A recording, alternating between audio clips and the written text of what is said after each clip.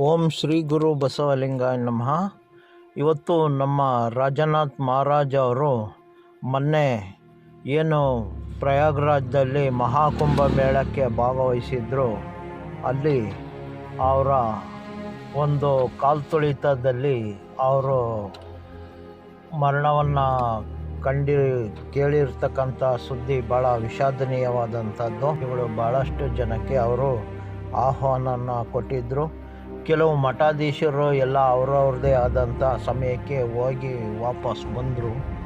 ಇವ್ರು ಮಾತ್ರ ಬರದೇ ಇರೋಂತಕ್ಕಂಥದ್ದು, ಅಲ್ಲಿಂದ ವಿಷಯ ಈ ಥರದಲ್ಲಿ ಮುಟ್ಟಿದ್ದು ಭಾಳ ವಿಷಾದನೀಯ.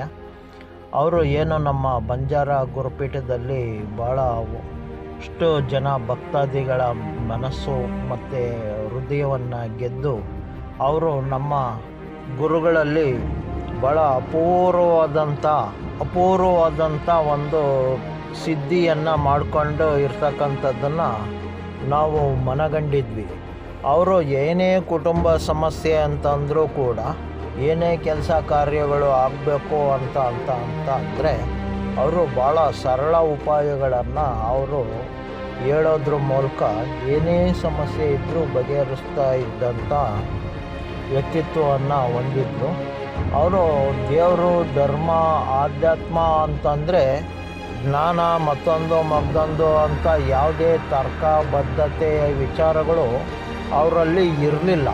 ಆದರೆ ಸಹಜವಾದಂಥ ಕಾಯ ಸಿದ್ಧಿ, ವಾಕ್ಸಿದ್ಧಿ ಇರ್ತಕ್ಕಂಥದ್ದು ನಮ್ಮ ಅನುಭವಕ್ಕೆ ಬಂದಿತ್ತು.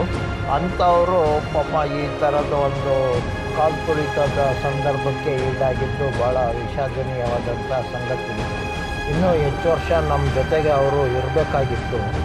ಆದರೆ ಆ ಭಗವಂತ ಅವರ ಸಾತ್ವಿಕತೆ, ನಿಸ್ವಾರ್ಥ, ಪ್ರಾಮಾಣಿಕತೆಗಳನ್ನ ನೋಡಿ ಅವರನ್ನು ಈ ಸಂದರ್ಭಕ್ಕೆ ಅವರು ಎಡೆಯಾಗಿದ್ದು ನಮಗೆಲ್ಲ ತುಂಬಲಾರ್ದಂಥ ನಷ್ಟ, ದುಃಖ ಅಂತ ನಾನಾದರೂ ಕೂಡ ಭಾವಿಸ್ತೇನೆ. ಹಾಗೆ ಅವರು ಪಾರ್ಥಿವ ಶರೀರ ಇವತ್ತು ನಮಗೆ ಶ್ರೀಬಾರ ಚಿತ್ರದುರ್ಗ ಬಂಜಾರ ಗುರುಪೀಠಕ್ಕೆ ತರಿಸ್ಬೇಕು ಅಂತೇಳಿ ನಮ್ಮ MLA ಅವರು, ನಮ್ಮ ಉಸ್ತುವಾರಿ ಸಚಿವರು ಡಿ ಸುಧಾಕರ್ ಅವರು ಮತ್ತು ವೀರೇಂದ್ರ ಪಟ್ಟಿಯವರು ಅವಿರತವಾದಂಥ ಶ್ರಮವನ್ನು ಪಟ್ಟಿದ್ದಾರೆ. ಹಾಗೆ ನಮ್ಮ ಜಿಲ್ಲಾಡಳಿತ, ತಾಲೂಕು ಆಡಳಿತನೂ ಕೂಡ ಎಲ್ಲ ರೀತಿಯಿಂದ ಪ್ರಾಮಾಣಿಕವಾದಂಥ ಪ್ರಯತ್ನವನ್ನು ಪಡ್ತಾ ಇದ್ದಾರೆ.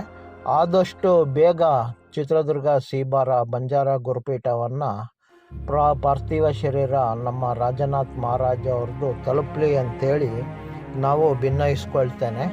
ಹಾಗೆ ನಮ್ಮ ಬಂಜಾರ ಗುರುಪೀಠದ ಪೀಠಾಧಿಪತಿ ಸ್ವಾಮೀಜಿಗಳಿಗೂ ಕೂಡ ಭಾಳ ಉತ್ತಮವಾದಂಥ ಒಬ್ಬರು ಒಡನಾಡಿಯನ್ನು ಕಳ್ಕೊಂಡಿರ್ತಕ್ಕಂಥದ್ದು ತುಂಬಲಾರ್ದ ನಷ್ಟ. ಅವ್ರಿಗೂ ಕೂಡ ಭಗವಂತ ಆ ದುಃಖವನ್ನು ಭರಿಸುವಂಥ ಶಕ್ತಿಯನ್ನು ಕೊಡಲಿ. ಮತ್ತು ಇಲ್ಲಿ ನಮ್ಮ ಶ್ರೀಬಾರ ಸುತ್ತಮುತ್ತ ಗ್ರಾಮಸ್ಥರು, ಅವರ ಭಕ್ತಾದಿಗಳು ಎಲ್ಲರೂ ಕೂಡ ಎಲ್ಲ ನಿರೀಕ್ಷೆಯಲ್ಲಿ ಇದ್ದಾರೆ. ಆದಷ್ಟು ಬೇಗ ಬರಲಿ ಅಂಥೇಳಿ ನಾನು ಭಾರತ ಸರ್ಕಾರಕ್ಕೆ, ನಮ್ಮ ರಾಜ್ಯ ಸರ್ಕಾರಕ್ಕೆ ಮತ್ತು ಪ್ರಯಾಗ್ರಾಜ್ನ UP ಸರ್ಕಾರಕ್ಕೆ ಆಗ್ರಹವನ್ನು ಮಾಡ್ತೇನೆ. ಬೇಗ ಅವ್ರ ಪಾರ್ಥಿವ ಶರೀರವನ್ನು ಸಮಯೋಚಿತವಾಗಿ ತಲುಪೋಕ್ಕೆ ವ್ಯವಸ್ಥೆ ಹೇಳಿ ಮತ್ತೊಮ್ಮೆ ಒತ್ತಾಯ ಮಾಡ್ತಾ ನನ್ನ ಮಾತುಗಳನ್ನ ಮುಗಿಸ್ತೇನೆ.